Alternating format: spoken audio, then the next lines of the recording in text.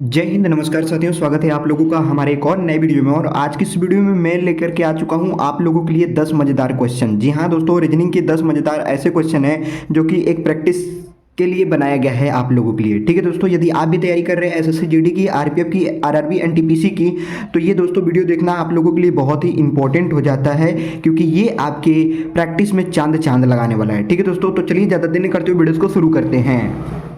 सबसे पहला सवाल है दोस्तों, नीचे दिए गए विकल्पों में से संबंधित संख्या को चुनिए। यहाँ पे संबंधित संख्या को चुनना है दोस्तों। जैसा कि यहाँ पे देख रहे हैं, यहाँ पे 7, यहाँ पे 56, यहाँ पे है 4, तो यहाँ पे क्या होगा? इसको निकालने का दोस्तों तरीका एकदम आसान है कि यदि हम इसमें क्या करें कि 56 आ जाए। ठीक है, तो इसका यदि हम लोग स्क्वायर कर देते हैं तो कितना आ जाता है? इसका स्क्वायर कर देंगे तो कितना आ जाता है दोस्तों? 49 आ जाएगा। 49 में यदि हम लोग 7 जोड़ देंगे तो बराबर 56 आ जाएगा।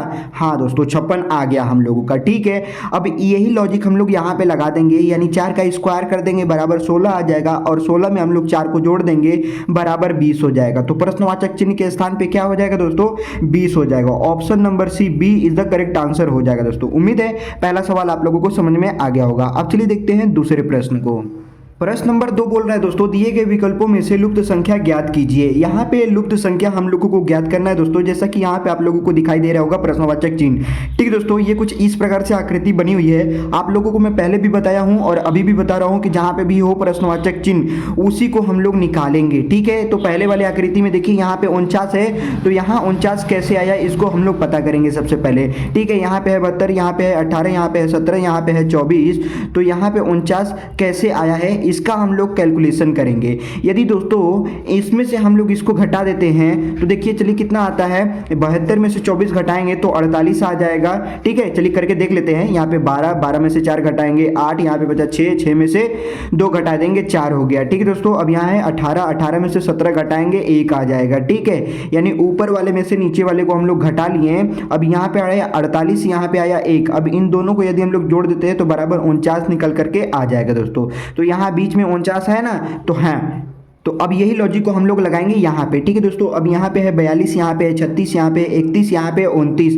हम लोगों ने यहाँ पे क्या किया, ऊपर वाले में से नीचे वाले को माइनस कर दिया और उसको फिर जोड़ दिया। ठीक है, तो यहाँ 42 में से हम लोग 29 को घटा देंगे। यहाँ पे देखिए 12 में से 9 घटाएंगे 3, यहाँ पे बचा 3 में से 2 घटा देंगे, कितना हो जाएगा?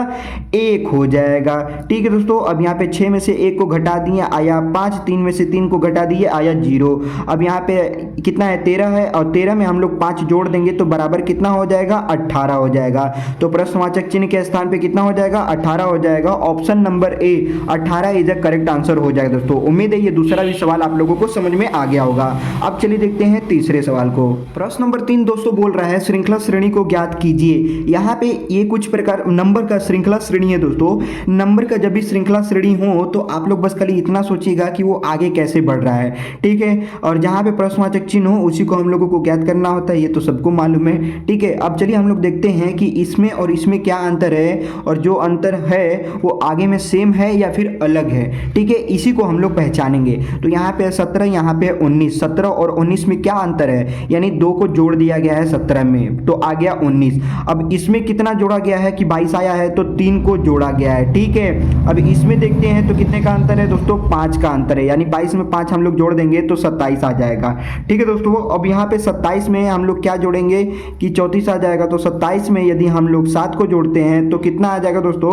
34 आ जाएगा। अब मुझे आप बताइए कि यहाँ पे क्या होगा।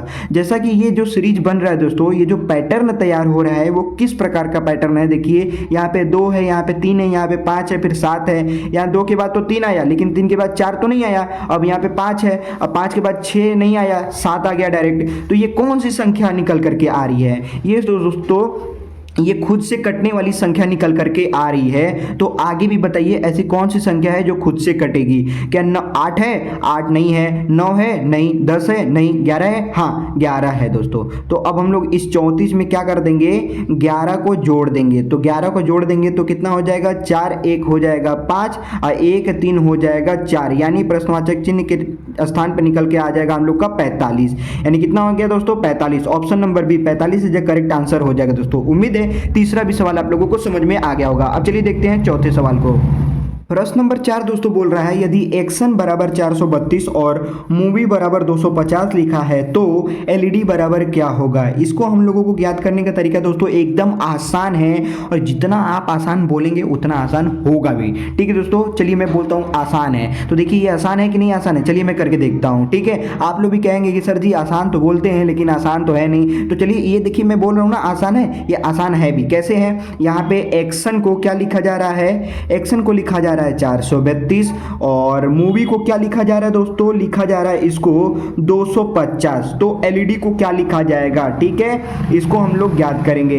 अब बताइए 432 कैसे आया, यदि इनका सबका निकाल करके भी हम लोग यदि हम लोग जोड़ देंगे तो भी 432 नहीं आएगा, इनका भी प्लेस वैल्यू निकाल करके यदि हम जोड़ देंगे तो भी 250 नहीं आएगा दोस्तों। तो ये कैसे आया है 432, देख लीजिए यहाँ पे 1 2 3 4 5 6, तो 6 अल्फाबेट है, तो यहाँ पे हम लोगों ने क्या किया है 6 का क्यूब कर दिया है। ठीक है दोस्तों, यदि हम लोग जब 6 का क्यूब किए हैं तो 200 कितना आ गया 16 आ गया।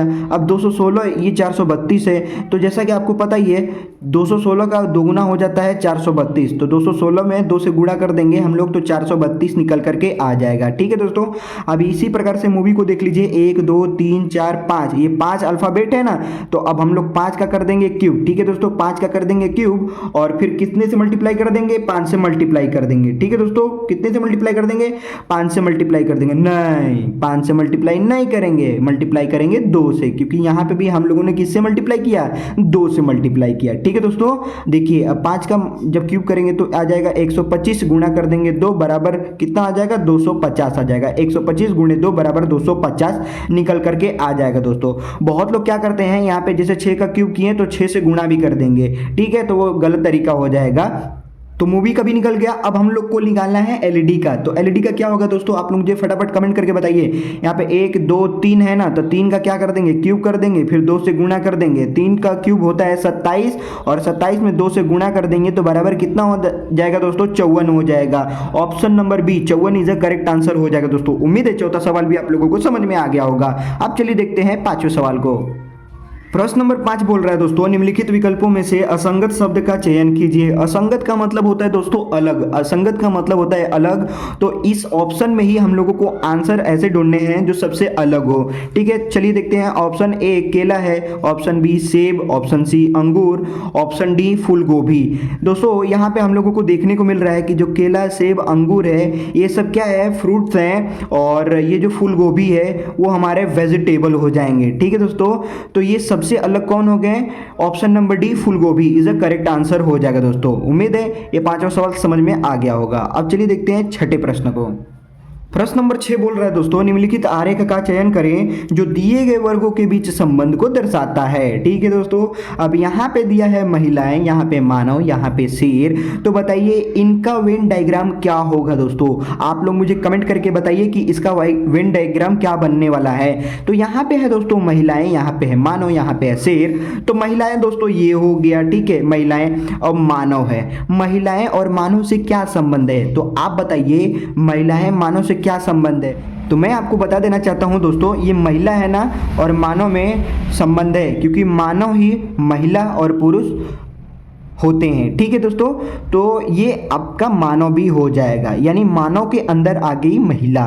ठीक है, अब ये शेर है, शेर तो एक प्रकार का जानवर होता है, वो मानव तो है नहीं, महिलाएं तो है नहीं, ये शेर है, शेर एक प्रकार का जानवर है, तो शेर क्या हो जाएगा अलग हो जाएगा। यानी हम लोग का जो वेन डायग्राम तैयार हो रहा है दोस्तों वो कुछ इस प्रकार से वेन डायग्राम बन रहा है। अब ऑप्शन में देखते हैं दोस्तों, ऑप्शन नंबर ए ये हो गया मानव, मानव के बीच में महिलाएं, ये हो गया शेर। ऑप्शन नंबर ए हम लोग का आंसर हो जाएगा दोस्तों। अब चलिए देखते हैं सातवें प्रश्न को।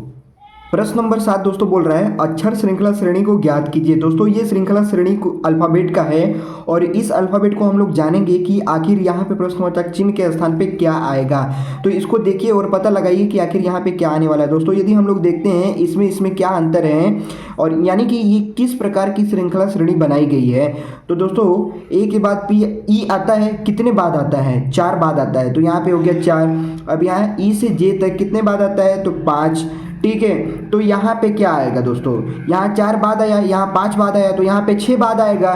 ठीक है, जब यहाँ 6 बाद आया तो फिर यहाँ पे कितना आ जाएगा 7 बाद। ठीक है, कैसे आया चलिए देख लेते हैं। यहाँ पे हो गया जे दोस्तों, अब जे के बाद क्या आता है के एल MNOP, ठीक है। देखिए कितना 1 2 3 4 5 6 बाद में क्या आ गया दोस्तों, P आ गया। तो यहाँ पे कितना हो जाएगा, P हो जाएगा, क्वेश्चन मार्क की जगह पे P हो जाएगा। अब P में देखिए 7 जोड़िए, P में हम लोग 7 जोड़ते हैं, तो यहाँ इस P में हम लोगों को जोड़ना है। तो P के बाद क्या आएगा दोस्तों, QRSTUV और W, ठीक है। यहाँ पे देखिए 1 जोड़ा 2 3 4 5 6 7 जोड़ने पे क्या आ गया, W आ गया ना। तो यहाँ पे W है ना, तो इसका मतलब हम लोग ये जो सीरीज लेकर के चल रहे थे, ये जो पैटर्न तैयार हो रहा है ये बिल्कुल सही तैयार हो रहा है। 4 के बाद 5 आया, 5 के बाद 6 आया, 6 के बाद 7 आया। तो प्रश्नवाचक चिन्ह के स्थान पे क्या हो जाएगा दोस्तों, P हो जाएगा। Option number D, P is a correct answer हो जाएगा दोस्तों। अब चलिए देखते हैं 8वें प्रश्न को। प्रश्न नंबर 8 बोल रहा है दोस्तों, निम्नलिखित आकृति में त्रिभुज की संख्या ज्ञात कीजिए। ठीक है दोस्तों, ये आकृति है दोस्तों, और इस आकृति में त्रिभुजों की संख्या हम लोगों को ज्ञात करना है। ठीक है दोस्तों, ये मैं आप लोगों को बता देना चाहता हूँ, दिल्ली पुलिस का ये एक क्वेश्चन पेपर में पूछा हुआ सवाल है दोस्तों। ठीक है दोस्तों, अब चलिए देखते हैं कि आखिर इसमें कितने त्रिभुज बने हुए हैं। जैसा कि ये आकृति आपको दिखाई दे रही होगी, तो इसमें केवल क्या पूछ रहा है, त्रिभुजों की संख्या पूछ रहा है। तो त्रिभुज ही ना देखेंगे, और कुछ तो देखेंगे नहीं। तो त्रिभुज देखिए कहाँ कहाँ बना हुआ है।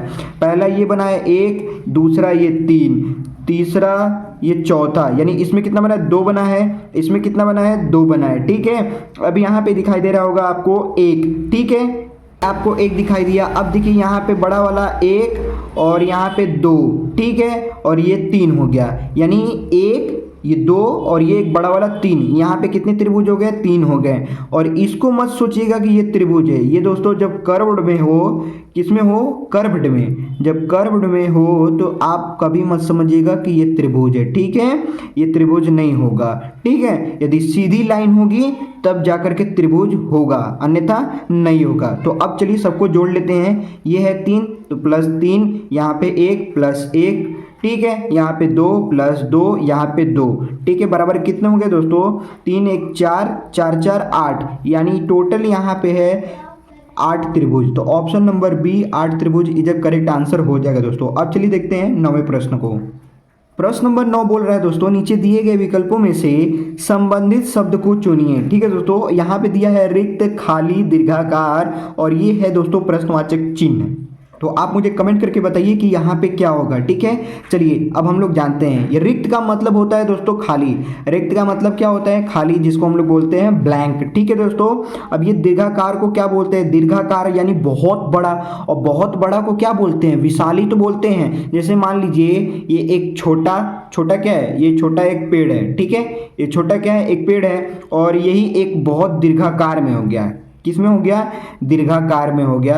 तो इस पेड़ को क्या बोलेंगे, ये विशाल पेड़ है। ठीक है, तो दीर्घाकार का हो जाएगा विशाल, यानी ऑप्शन नंबर डी हम लोग का करेक्ट आंसर हो जाएगा। अब चलिए देखते हैं 10वें प्रश्न को। प्रश्न नंबर 10 बोल रहा है दोस्तों, श्रृंखला में रिक्त पदों पर क्रमित रूप से रखा जाता है, उसका चयन करें। ठीक है दोस्तों, यहाँ पे आपको रिक्त स्थान दिखाई दे रहा है। ठीक है, अभी आप लोगों ने देखा कि रिक्त किसको कहते हैं दोस्तों, इसी को बोलते हैं रिक्त, यानी कि खाली। ठीक है, तो इसमें क्या क्या भरा जाएगा। ठीक है, तो चलिए हम लोग जानते हैं कि आखिर इसमें क्या क्या भरा जाएगा। तो आप लोग सबसे पहले फोकस कीजिएगा कि जहाँ पे जोड़ा बना हुआ है, यहाँ पे देखिए PR जोड़ा में है, यहाँ पे RA जोड़ा में है, यहाँ पे JP जोड़ा में है। ठीक है, तो अब हम लोग सबसे पहले किसको देखेंगे, सबसे पहले देखते हैं कि यहाँ पे R के बाद क्या आ रहा है। तो यहाँ पे देखिए R के बाद क्या आया, R के बाद आ गया A। ठीक है दोस्तों, R के बाद क्या आया, A आया। अब बताइए कि A के पहले क्या है, R है। A के पहले क्या है, R है। तो यहाँ पे भी देखिए A के पहले क्या है, R है। अभी यहाँ पे A के पहले हम लोग क्या भर देंगे, R भर देंगे। समझ में आया, क्या समझ में आया कि पहले यहाँ पे हम लोग भरे A, दूसरे में भर दिए R। ठीक है, अब यहाँ पे देखिए दोस्तों, यहाँ पे R है ना, R के पहले क्या है, P है। ठीक है, तो R के पहले हम लोग P भर देंगे। यहाँ पे देखिए R के पहले P है, तो यहाँ पे R के पहले हम लोग भर देंगे P। ठीक है दोस्तों, यहाँ पे R के पहले भर देंगे P। अब देखेंगे दोस्तों ये P के पहले क्या है, तो यहाँ पे देखिए P के पहले Z है ना, तो यहाँ P के पहले हम लोग Z भर देंगे। अब Y के बाद क्या हो गया, Z हो गया। तो अब देखिए यहाँ पे Y के बाद हम लोग कर दिए Z। ठीक है, अब A के बाद देखिए क्या है, तो यहाँ पे देखिए दोस्तों A के बाद क्या है, Y है। यहाँ पे भी A के बाद Y है, तो यहाँ पे भी क्या हो जाएगा, A के बाद Y हो जाएगा। अब आप लोग देख लीजिए क्या क्या आप लोगों ने फिल किया, A Z PYRY, ये तो आप लोगों ने फिल किया। तो ऑप्शन में देखते हैं ये है या नहीं। AZPYRY यानी हम लोग का ऑप्शन नंबर ए मैच कर रहा है। तो option number A is a correct answer हो जाएगा दोस्तों। तो ये था दोस्तों आखिरी प्रश्न। उम्मीद है ये भी प्रश्न आप लोगों को अच्छे तरीके से समझ में आया होगा। यदि आप लोगों को किसी भी प्रकार का डाउट होगा तो आप लोग मुझे कमेंट करके बेझिझक पूछ सकते हैं। आई होप ये वीडियो आप लोगों को पसंद आया होगा। पसंद आए तो लाइक कर देना, चैनल पे नए हैं तो चैनल को सब्सक्राइब कर देना। मिलते हैं ऐसे जबरदस्त कंटेंट के साथ, तब तक के लिए जय हिंद, वंदे मातरम।